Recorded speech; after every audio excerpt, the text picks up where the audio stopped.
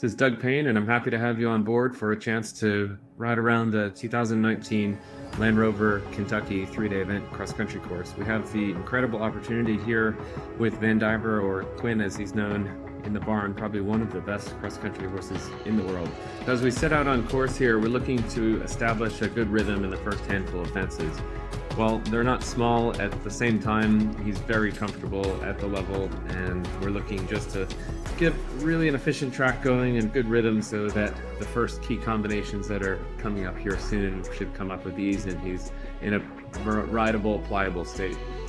So with that in mind, our first key combination is coming up here, and there were two basically maximum size open oxers and quite small timbers, so it looks near enough as if just a solid show jumping type jump that is as wide as you can possibly legally have it. We've got two, and they're on probably a 7, or it could be also an 8 stride line, and you're looking just to make sure that you get a good distance so we can have, again, a very confident feel to heading into this course, because there's a whole lot more coming up. And luckily there, had a great shot in. Quinn is quite careful and does hold himself off the fence, and that is a huge advantage. Bidding wise, he's in a rubber snaffle, has a tiny bit of leverage to it, but you really seldom have to honestly touch the reins. First key combination here, our water jump, he had a pretty good size drop in, and I actually think we caught a shoe that from the A to the B was quite long and ended up having to push to get there. And I know from photos that we've seen afterwards that we were already missing our left front at this period of time. Luckily for us, the conditions couldn't have been better, and he's got good feet, so by the end of it, he actually still was quite clean. Foot hadn't broken up at all, and we were in great shape for the next day's show jumping. Galloping along between the fences, we're looking for the most efficient straight line between two places. And so oftentimes you'll see I'll be up against the ropes, one side or the other. And we've got a triple bar, again, it's the same sort of feel, kind of narrow timber, small timber that's coming up. I'm just going to hug the ropes here and end up just clipping the right side of it, always thinking if I could be able to touch on the inside track, it's just going to save a few extra meters of space and allow us to be up on the clock even that much easier. And so coming up here, we've got a turning combination, quite a large table, and then a drop landing. And knowing Quinn, he tends to cut down a bit early, and that first stride away is quite small. So from A to B, I wasn't really strictly looking for any particular stride. From the B to C, it did work out in a 5 stride, which was our intent coming in. And I would tend to think with cross country, the striding, I'll walk it, certainly have a pretty good idea of what your plan A would be. I would be very quick though to be able to adapt and not get stuck and fixated on it. That said, if I had walked it in 5 and I was getting 6 or 7 at every combination, it's a very easy indicator to know that you might be getting a little bit too backwards. And frankly, the opposite is true. As you're leaving strides out all over the place, potentially you're going to get caught out by an accuracy question later on. This is the first really one that I was concerned about. It was a going 3 strides, hanging log with a bit of a ditch to a corner that's quite narrow. I really wanted to get a nice flowing distance coming in, and in all honesty, I got a bit of a waiting one. So knowing that, land and pushed him up. But he's super genuine, and he's willing to please. Again, if you get him in the rough proximity, he's going to lock onto it. He'll be in good shape. Next fence coming up is probably one of the biggest rider phobias. The last thing you want to do is have a big old miss to it. It's got a maximum size ditch and wall, and the photos they get from the base of it are pretty epic. But ended up coming down here, and from here we got a good distance, and that's always a huge relief. Jumped over that. Quinn's not bothered by ditches at all. We really could care less. Wrapping around to the second water jump, and we've got a angled sort of triple brush to a log to a triple brush. I tend to teach them at home to jump these at an angle, so this presentation, or the way the galloping lane came in, really suited us well. So I just sliced across the A, nice bending line, and then you're straight from B to C. So there, even if you had some sort of bobble at the B, we're directly aligned to the C element already. And then again, as soon as we hit the ground on the backside, right away trying to gallop away from the fence and not lose any time. At this point, I think we're roughly 10 seconds up on the clock, and it was pretty happy because we are about, what, 5 minutes into the course here, and to be up on the clock there is good, but there are a number of big combinations that are time-consuming oil ahead, so it wasn't one of those things that we could just sit back and enjoy at that point.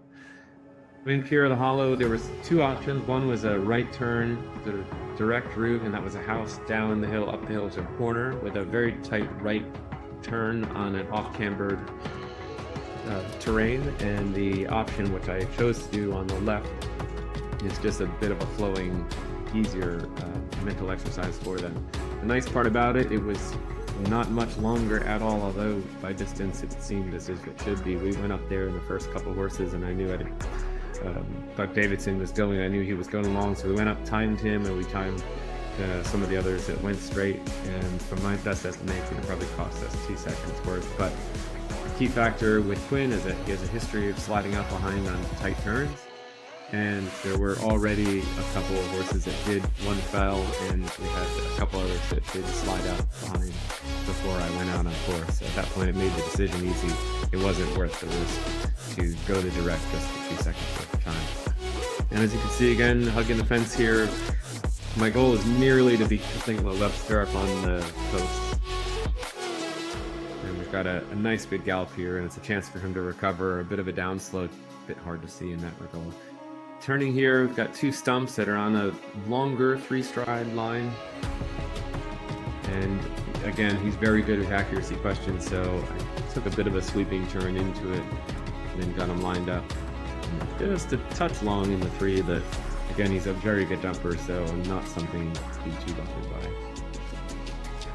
We're heading down toward the head of the lake. We've got one big open oxer and then right into it. With greener horses, this starts to become a challenge, not only in the course or the jumps that are being presented, but also the crowds and the excitement that are in the area. Luckily, Quinn has been to a number of venues and here as well with crowds, and it doesn't really seem to bother him much at all. At the head of the lake, we've got a maximum drop straight across to a duck and a roll back to a brush fence, and then probably 6 or 7 strides to a bank up to a bounce out. And so as we get a bit closer, my goal here was to jump the drop in direct to the duck and then an inside turn to the right side of the brush. And so jump in there, saw a bell boot go flying off. And now look, as soon as we can, get your eye on the next fence and then move up, great distance in. And aiming for the tree directly straight ahead, to put a nice bend in the line and allow it to bounce out to half in decent enough. I think if we're any bit further left, that last element of the bounce is hard for them to see, and there were some problems throughout the day at the particular combination. Again, nice galloping section here, and we've got a Trakehner that's coming up, and then one of the other key combinations that had a big influence on the day. There was a direct route straight ahead that was a bank up down to a corner, and then there was also a longer route to the right.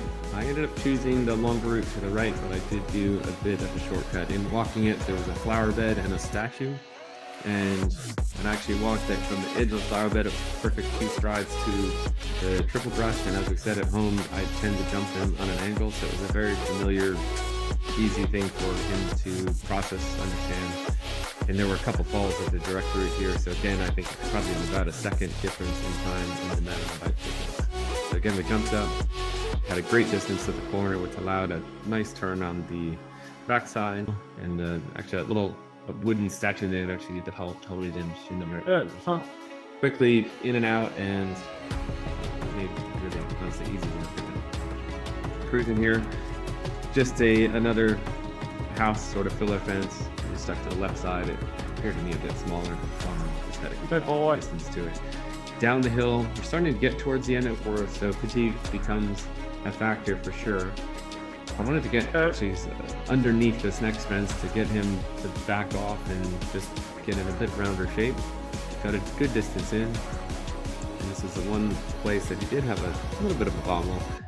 Decent shot in, and all of a sudden he went to put down early behind, which kind of left us dead in the water and had to pick up towards the out.